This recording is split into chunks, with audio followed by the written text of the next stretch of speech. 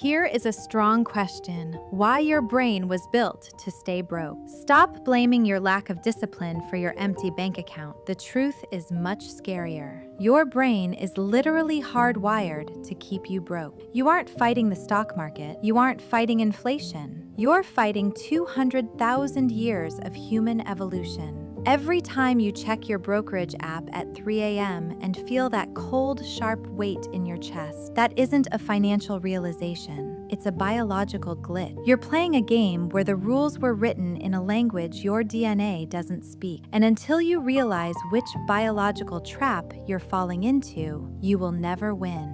Here is the truth the financial industry doesn't want you to know. Your survival instinct is actually your biggest financial liability. Chapter 1: The Predator in the Spreadsheet. To understand why you make bad financial decisions, we have to go back, way back. Imagine a savanna 50,000 years ago. Your ancestor is walking through the tall grass. Suddenly, there's a rustle. In that split second, your ancestor didn't pull out a stone tablet to calculate the probability of it being a lion versus a bird. They didn't weigh the long-term opportunity cost of running away.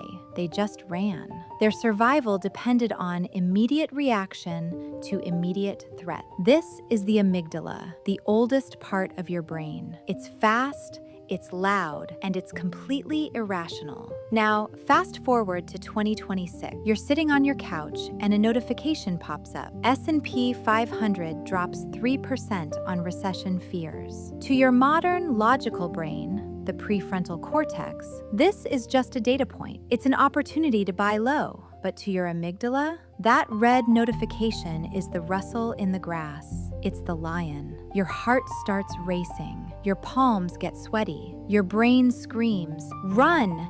Get out now! Save what you have!" When you sell your stocks at the bottom of a crash, you aren't making a trade. You're trying to survive a digital predator. We are trying to run high-frequency, 21st century software on hardware designed for the Stone Age. It's a fundamental mismatch, and the house, Wall Street, always wins because they know exactly how to trigger your inner caveman. Chapter 2: The Stranger in the Mirror. Let's talk about Sarah. Sarah is the person we're told to be.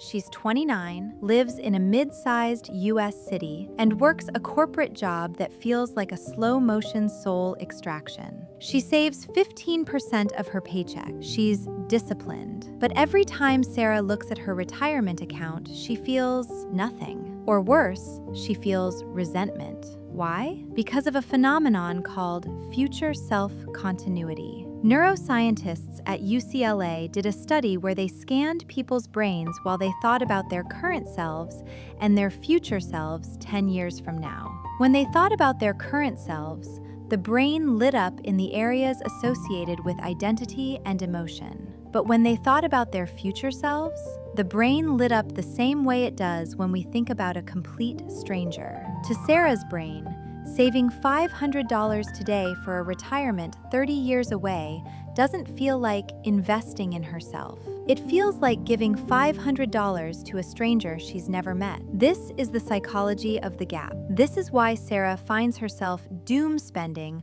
$1,200 on a new iPhone or a weekend trip she can't afford. It's not because she's bad with money. It's because her brain is prioritizing the person it knows, present Sarah, over the person it doesn't recognize, future Sarah. The industry calls this impulse control. Biology calls it self-preservation. Chapter 3: The Dopamine Trap and the Newness Tax. The world we live in is designed to exploit this biological gap. We live in a dopamine economy. Every time you see a life hack video or a neighbor posts their new Tesla on Instagram, your brain releases a hit of dopamine. In the wild, dopamine was a reward for finding a new source of food or a better shelter. It was an evolutionarily good thing. But today, marketers have weaponized it. They've created a newness tax. We feel a biological urge to upgrade, to keep up, to signal status. Not because we are greedy, but because for 99% of human history, status equaled survival. If you were at the bottom of the tribe's social hierarchy, you were the last to eat and the first to die. So when you feel that need to buy something you don't need, it's just your brain trying to ensure you aren't the weakest member of the tribe. The lifestyle creep isn't a character flaw, it's a tribal instinct. Chapter 4. The Language of Loss. Loss aversion. There's another glitch in our code: loss aversion. Psychologically, the pain of losing $1,000 is twice as powerful as the joy of gaining $1,000. Why?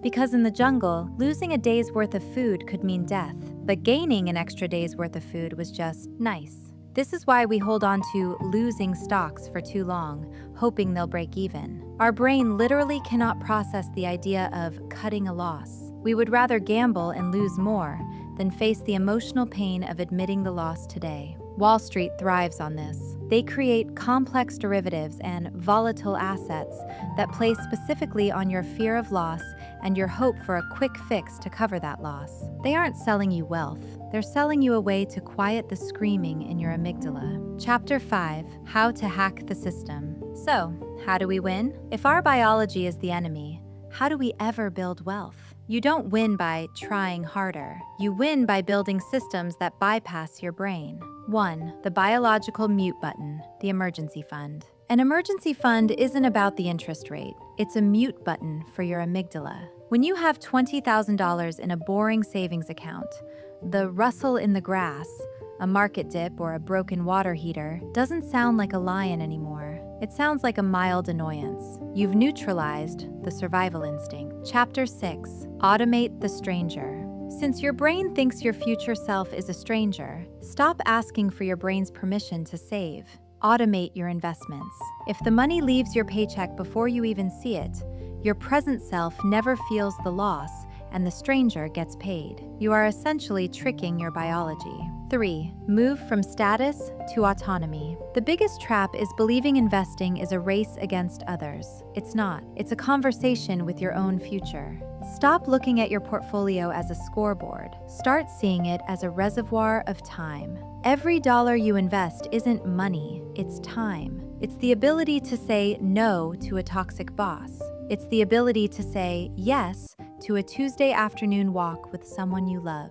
When you frame wealth as freedom instead of status, the newness tax loses its power over you. In the conclusion, you are exactly where you need to be. If you felt the shame of a red portfolio or the guilt of a bad purchase, let that go. You aren't failing, you're just human. Progress will always beat perfection. Money is the soil of a big, messy, beautiful life, but it isn't the flower. Don't let the fear of the traps keep you from planting the tree you know you'll never sit under. Take a breath. By even watching this, by questioning your own instincts, you've already stepped out of the biggest trap of all, the belief that you have no control. Be patient with yourself. You're doing better than you think. If you like the video, then don't forget to like, comment, share, and subscribe. I will see you in the next one. Thank you for watching.